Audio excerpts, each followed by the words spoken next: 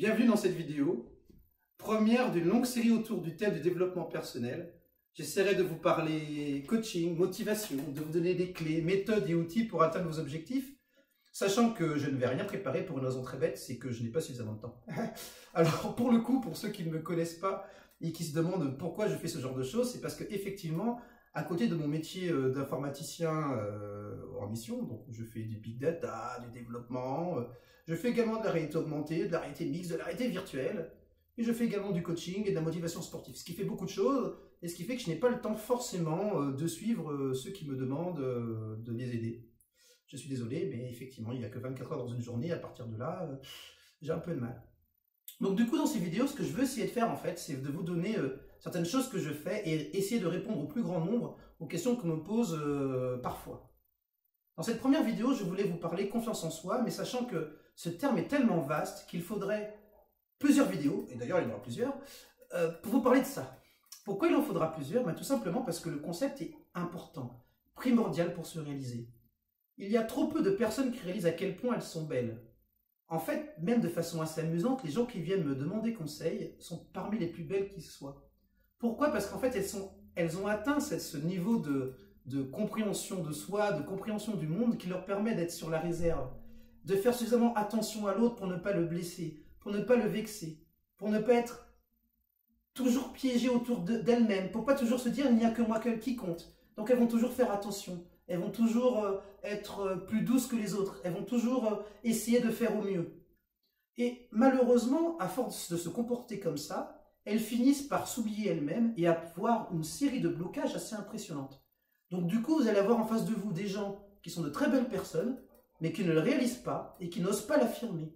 Du coup, ce sont ces personnes qui ne vont pas oser aller demander une augmentation à leur patron, ou qui ne vont pas oser aller dire à quelqu'un qu'il l'apprécie ou qu'il l'aime, ou qui ne vont pas oser pouvoir dire à quelqu'un « là ça suffit, j'en ai assez et je te rends dans l'art », qui ne vont pas avoir assez comment dire, je m'en foutisme, c'est peut-être de bons mots, parce que là, je vous improvise, je vous dis les choses telles quelles, mais effectivement des personnes qui ne vont pas réussir à dégager ce swag, ce truc assez naturel que serait dire « écoute là, bam, fini, tac, ciao », c'est le bon truc en fait, à avoir. Il faut savoir dire oui, il faut savoir dire non.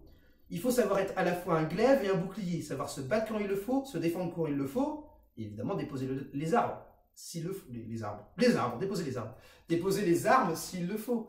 Donc effectivement, il y a beaucoup de principes derrière la notion de confiance en soi, et de façon particulière, ce sont les personnes qui sont quelque part les plus belles qui en manquent. Donc ces vidéos sont vraiment dédiées pour ces personnes que je ne peux pas voir de façon unitaire, avec qui j'adore parler, mais avec qui je n'ai pas le temps de dire comment faire. Alors, pour le coup, ce que je vais vous dire, ce sont des choses qui sont tirées de ma propre expérience, mais pas uniquement, parce que j'ai interviewé plus de 300 personnes en termes de développement physique, donc dans les salles de sport, pour savoir comment vous faites, pour avoir des gros muscles, comment vous faites pour maigrir, comment tu es là, pourquoi tu es là. Ça va de personnes qui ont réalisé des concours de bodybuilding, à ceux qui font des concours de crossfit, ou à l'individu lambda qui va s'entraîner alors qu'il est marié, ou qui vient d'avoir un enfant, ou tout ce que vous voulez. D'une femme qui va sortir d'une période de grossesse et qui va vouloir maigrir.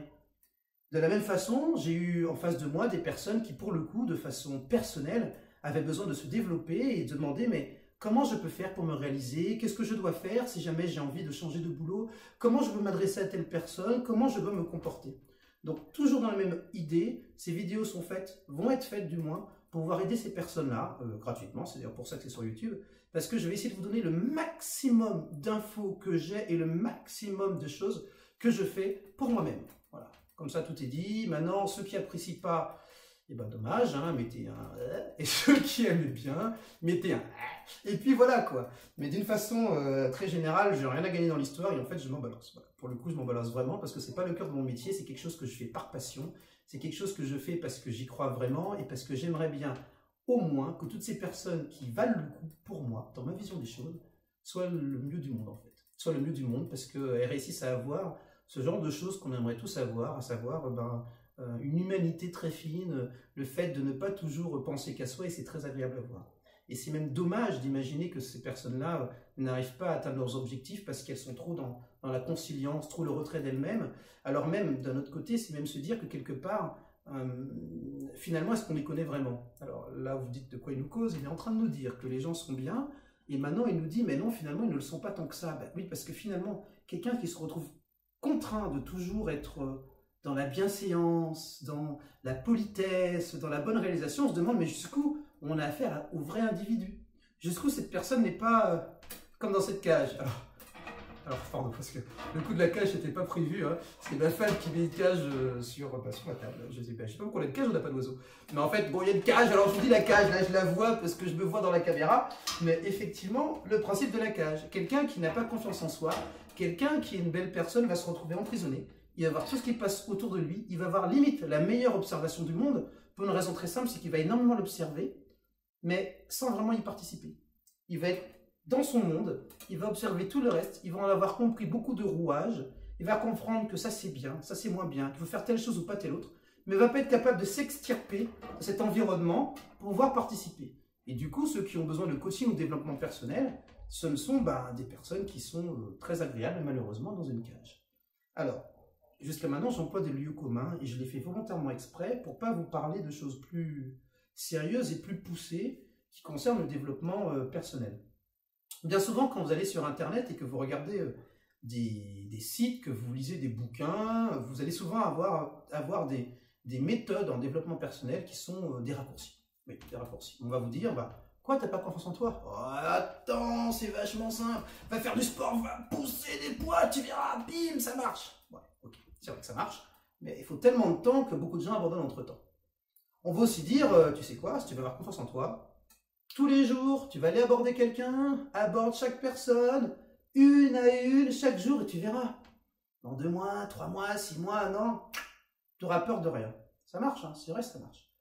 On dira aussi de la même façon, si tu veux avoir confiance en toi, applique la méthode Coué, une vision positive. Je suis quelqu'un de valeur. Se le répéter 1 fois, 1000 fois, 100 fois, 2000 fois, 3000 fois, 1 milliard de fois, ça marche. Oui, je vous assure, ça marche, ça marche. Mais sauf qu'en pratique, quand on donne ce type de conseil aux individus, ils ne changent pas. Et vous savez pourquoi? Parce qu'ils entendent le conseil, ils le comprennent, ils se disent c'est vrai que ça pourrait marcher. Généralement, ils n'essayent pas. Des fois, ils essayent, mais pas suffisamment longtemps pour en avoir les bénéfices. Donc, pour ma part, j'ai connu ce type de situation. Et ce qui s'est passé, c'est que pour le coup, je me suis plutôt dit, mais avant d'appliquer une méthode, ça s'apparentait trop au conseil de grand-mère en fait. Le conseil de grand-mère, c'est que finalement, elle vous dit un truc, vous ne savez pas jusqu'où c'est vrai, jusqu'où c'est scientifique ou pas. Est-ce qu'on est dans le domaine du mythe? Est-ce qu'on est dans le domaine de l'imaginaire? Est-ce qu'on est dans le domaine de la croyance? Ou est-ce qu'on est dans le truc réel, quoi, dans le tangible? Est-ce qu'on est vraiment dans le scientifique, vraiment? Et à partir de là, comme vous ne savez pas, du coup, vous ne savez pas vraiment jusqu'où c'est vrai, quoi. Et effectivement, quelqu'un qui va me dire, écoutez, moi je suis coach. Moi je suis coach, je veux dire, en plus, je suis coach. Mais je suis coach, donc du coup, fais ça. Vous pourriez me croire ou pas en disant, de toute façon, le coach, c'est de la connerie.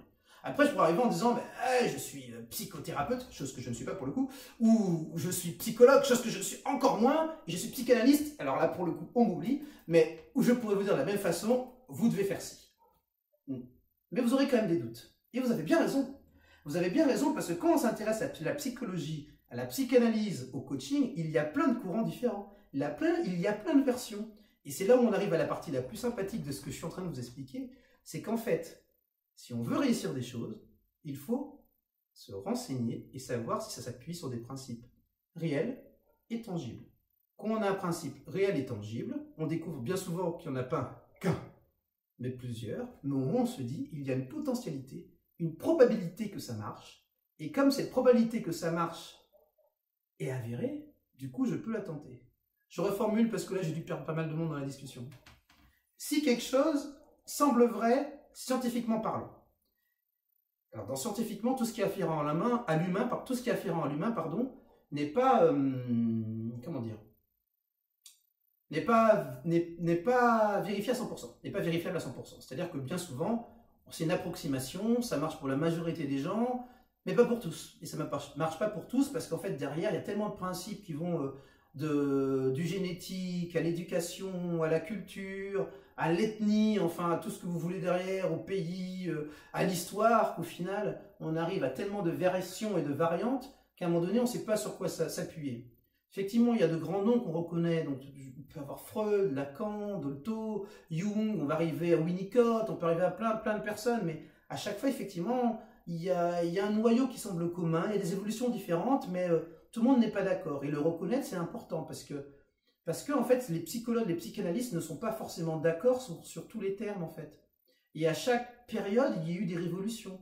Ça veut dire que même derrière ce qu'on appelle derrière la psychanalyse, vous avez des choses plus récentes. Les thérapies brèves, ce qu'on appelle les TCC, les théories cognitivo-comportementalistes. Vous avez la gestalt thérapie, vous allez avoir tout ce qui va être schéma cognitif. Donc vous avez beaucoup de choses en fait qui existent autour. Et bien souvent, on n'en parle pas quand on fait du coaching pour une raison toute bête. C'est qu'en fait, on se dit, ben, expliquer à quelqu'un, c'est un peu chaud, parce que du coup, il ne va pas tout comprendre, il va nous prendre pour des fous. Et du coup, il va fermer cette vidéo. C'est entièrement possible, je suis peut-être tout seul à parler là. Mais c'est pas grave. Je l'écris, non, je le dis parce que ça m'évite de l'écrire. Écrire, ça prend du temps. Donc c'est pour ça que vous n'allez pas le retrouver sur Coach Toi, sur Je me kiffe ou ce genre de choses. Parce qu'en fait, je le dis, ça part dans le cloud, ça part sur YouTube. Et comprenne qui pourra, quoi, ou écoute qui voudra. Et puis de toute façon, moi, ça ne me ramène rien. Donc à partir de là, c'est juste pour ceux qui ont envie.